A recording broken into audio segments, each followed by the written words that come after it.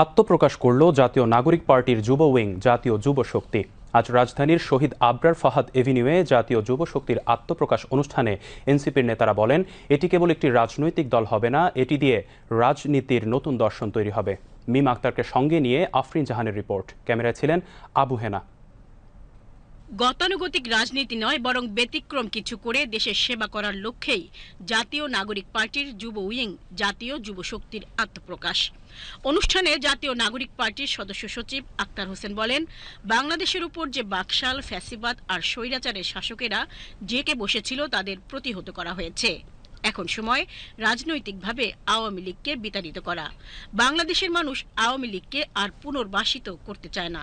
বাংলাদেশের জনগণ সেই ব্রিটিশ বিরোধী আন্দোলনের সময় থেকে 24-এর অভ্যুত্থান পর্যন্ত এই রাষ্ট্রটিকে গণতান্ত্রিক করবার, এই রাষ্ট্রটিকে জনগণের করবার, রাষ্ট্রটিকে ক্ষমতার ভারসাম্যপূর্ণ করবার লড়াই সংগ্রাম করে এসেছে। দুর্ভাগ্যের বিষয়, স্বাধীনতার দীর্ঘ সময় পরে এসেও বাংলাদেশের মানুষ সেই কাঙ্ক্ষিত গণতান্ত্রিক মূল্যবোধ সম্পন্ন একটি রাষ্ট্র উপহার পায়নি। 24-এর 5ই আগস্ট আওয়ামী লীগকে আমরা রাজনৈতিকভাবে পরাজিত করেছি। এখন সময় মতাদর্শিকভাবে আওয়ামী লীগের রাজনীতিকে বাংলাদেশ থেকে বিতাড়িত করা। আমরা বিশ্বাস করি জাতীয় যুব শক্তি বাংলাদেশে আর কোনো ফেসিবাদ যাতে ফিরে না আসে সেই সংগ্রামে অগ্রণী ভূমিকা পালন করবে। প্রচলিত চিন্তা ভাবনা থেকে বের হয়ে যুব শক্তিকে বিশ্ব দরবারে নিয়ে যাবার প্রত্যয় ব্যক্ত করে জাতীয় যুব শক্তির নেতারা সততা ও সংঘবদ্ধ হয়ে কাজ করার অঙ্গীকার করেন। জাতীয় যুব শক্তি এটি শুধুমাত্র একটা আইডিওলজি নয়, এটা একটা দায়িত্ব।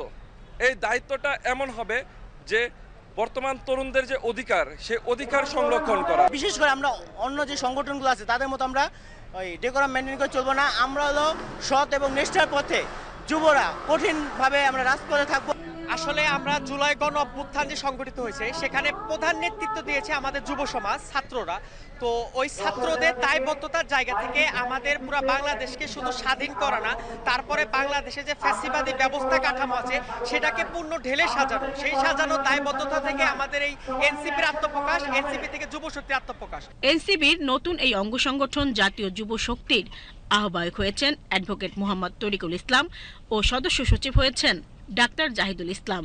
সংগঠনটির নতুন আহ্বায়ক কমিটিতে সদস্য সংখ্যা 131 জন।